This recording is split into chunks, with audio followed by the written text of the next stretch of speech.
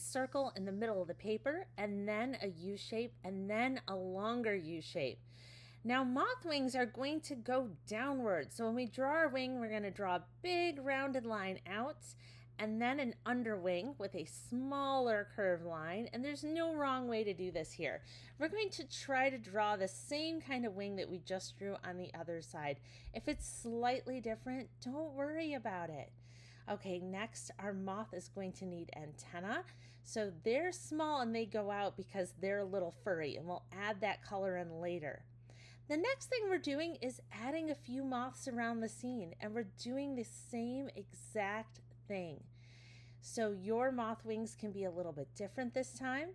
You can use the edge of the paint stick to draw if it gets a little difficult, but just look around your paper and just draw the same. You can make it easier by not adding two segments and just drawing that longer piece.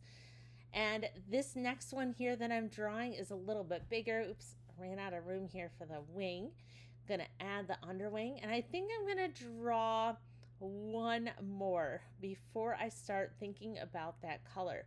I'm looking for space here. So I have some negative space down here. Negative space is when we don't have anything in there already. So I'm gonna add my moth. I like drawing them in the corner here. They're all kind of going in the same direction. And then I'm going to draw a moon. Now I like to draw my moon like a C shape and then come in with another C shape. Now my kids think that this moon is tilted, but I kind of like it that way. Now the next thing is to add this color. Our goal is to see, I have 4 moths. You might have more. Please pause the video and add more moths if you want. But to see if we can make all 4 of these moths as different as possible. So what I like to do is start, and this is the easiest way for me to show you, is on this big one, but start with a base color. So for this big one, I'm using yellow. It's super bright. I like using yellow for the middle one because the yellow is, it pops so much, it kind of takes center stage here. And tempera sticks make it really easy to color. Now, if you're using a different medium, or you can always use markers or crayons. One benefit with tempera sticks is that they allow you to kind of color on top of each other. Now you might have 2 different yellows too, or 2 different blues, or 2 different reds. So that's okay too. If you feel like mixing it up, you can see. The other thing to note is notice these underwings, I didn't color them perfectly. See how there's some white spots? Sometimes that's fun to let a little bit of the white shine through. And then I'm going to come back with another color. So either blue or red, because I'm just using primary colors here. I think this red is a little sparkly and a little light. And I'm just adding some patterns. So for this one, I'm drawing some U shapes. I'm dividing this a little bit like a butterfly wing.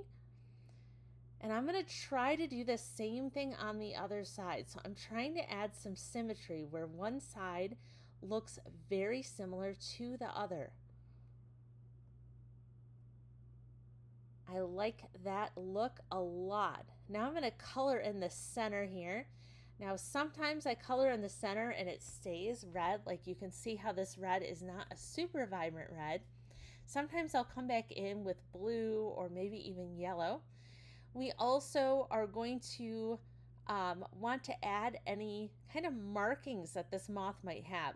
The simplest with a paint stick is to do what I'm doing right here, which is to add some dots, some circles, some ovals, although maybe your moth has a star.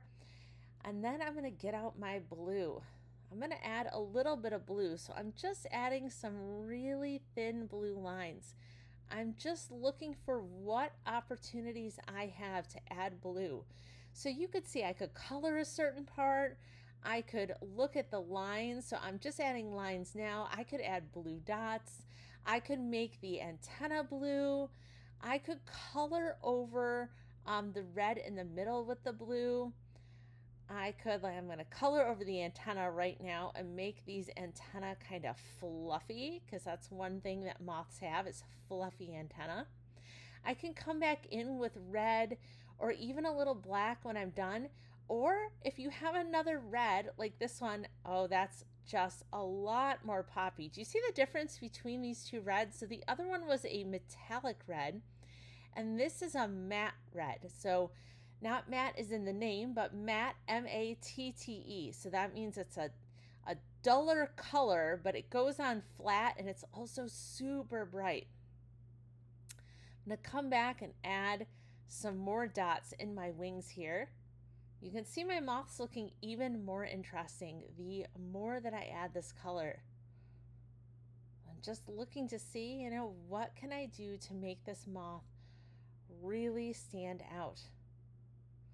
Now you can look at these other moths too, and think about, what did I start with first? So I started with yellow. So this time I'm going to start with red. Again, I'm going to do a little bit of a base color first. Now, this red is really bright. Depending on what blue you use, you might see it, you might not, but it kind of doesn't matter. It's still going to look really interesting. And sometimes when you're coloring with tempera paint sticks, it can be really hard to stay within those lines, especially if you have smaller things to color. So I'm adding a little bit of yellow over the wings here. You might not see it, but it's really, really subtle. I add some yellow, and I'm just kind of looking at my colors, seeing what I have. There's my blue. I'm going to add some fluffy blue antenna. Do I want to come back with another color and add it to that middle section? Do I want to add some dots? How do I make this moth a little bit different? And again, remember, at the end, you can come back in even with the black and add some more details. So I colored one yellow, and I started coloring the next one red. So I am using blue. Now this is a very light blue. You might have different color blues, and depending on what colors you have, it's going to make a really big difference. I try to stick to the bluest blue that I can and not use, one that's teal. And I am creating this contrast here with this yellow. You can see the yellow is going to go over this blue a lot better than it did over that red. You kind of see it. I'm thinking about how to add colors. How do I make these moths look different? One thing we can think about is adding some stripes along the middle here. We can try dots, lines. This red almost has like a purplish look to it because the red and the blue are mixing. I like the idea of making big dots at the bottom because that yellow one has those stripes. And then I have this other moth, so I can kind of pick and choose how do I want to get started. See all these yellows I have? I bet you I have a lighter yellow. Now this one's a little bit lighter than the other one. A little bit more of a lemon yellow. I gotta make this one look slightly different than the one next to it. So I think I'm going to add mostly blue, because if you remember, I did the big one with yellow and then I added that red first. So with this one, I'm going to use the blue to add those designs to the wings. You might have a completely different idea for how to make your moths look completely different. I am really loving it. It looks very different just with that kind of blue taking center. I do want to get some red in though, because I want each of my moths to have all three of the primary colors. I'm liking that a lot. Now it's time to pick a color for my moon. I like to use blue, but you can choose whatever you want, because whatever color you do not use, you're going to use that next to fill in this negative space. So see all the space, all that white paper? I'm going to use yellow first, and I'm going to draw kind of a scribbly wiggly line around the moon. Doesn't have to be perfect here. Almost looks a little bit like tie-dye if you know what that is. Now the moon is blue. My first line was yellow. So I can choose red or blue next. It does not matter. I kind of like the way that the blue goes next though. And then I'm going to choose red. And I'm just adding some squiggles and lines. Notice how the colors aren't touching each other. I'm just filling that space. Now you have these butterflies in a way, so you're just gonna, not butterflies, sorry, moths, you're just gonna kind of skip. Now I use yellow, blue, red. Next I'm gonna bring that yellow back and then blue and all the way until I fill that space, and it's gonna look like this moon is just radiating outward. So that's the goal here.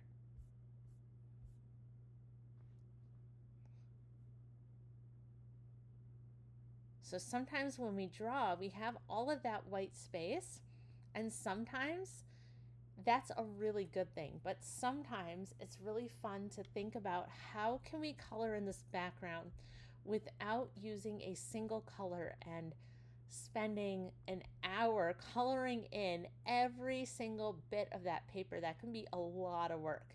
So I like to practice ways of being creative and coloring that background. And this is a really, really fun way to do so. Got my blue. Got my red, and I am almost done here.